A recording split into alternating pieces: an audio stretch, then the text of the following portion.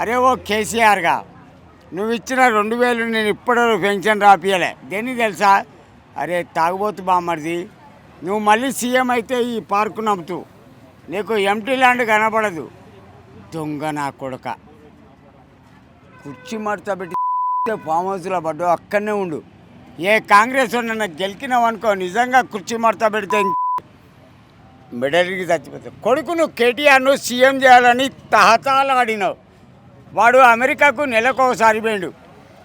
మన తెలంగాణ కరెన్సీ అక్కడి కరెన్సీలో బ్యాంకులు వేసుకోవడానికి ఏ ఐటీ కంపెనీ తెచ్చినావు? బట్టే బాస్ నా కొడుక, ఏ కంపెనీ తీసుకొచ్చినావు తెలంగాణకు?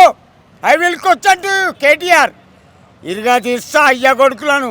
నెక్స్ట్, ఇప్పుడు రేవంత్ గారు తీసుకొచ్చారు కదా 6 పథకాలు, అవి అందరికి అందాయి అవి? ఇక ఒకటి బాగినండి, అతను కొత్తగా సీఎం అయ్యాడు, టైం ఇద్దాం, 6 నెలలు సంవత్సరం.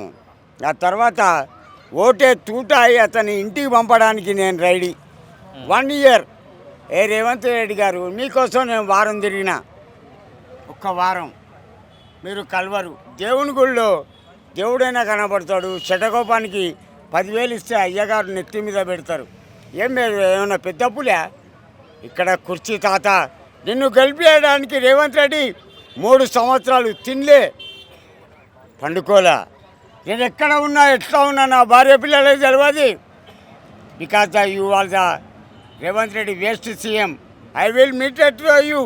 నీ అపాయింట్మెంట్ గురించి వారం రోజులు తిరిగిన. నీ అన్న దగ్గరికి కూడా పోయినా, తిరుపతి రెడ్డి దగ్గరికి. నా కొడుకు కేర్లెస్గా మాట్లాడు. వానికి ఏమైనా కొమ్ములు ఉన్నాయా? ఇరుగా తీస్తా. ఇంటికి పంపడానికి నాకు 6 నెలలు చాలు, 6 months. వాడు ఎవడైనా సరే. నా గురించి నీకు తెలియదు రేవంత్ రెడ్డి గారు.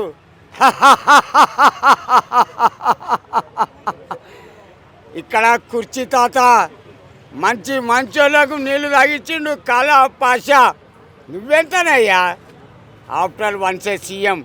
పిఎంకే భయపడలే ప్రధానమంత్రి నరేంద్ర మోడీ. కానీ నా చెప్పు కింద తొక్కిన క్యాస్ట్ ఫీలింగ్ కాదు, వాని సిద్ధాంతం నాకు నచ్చల.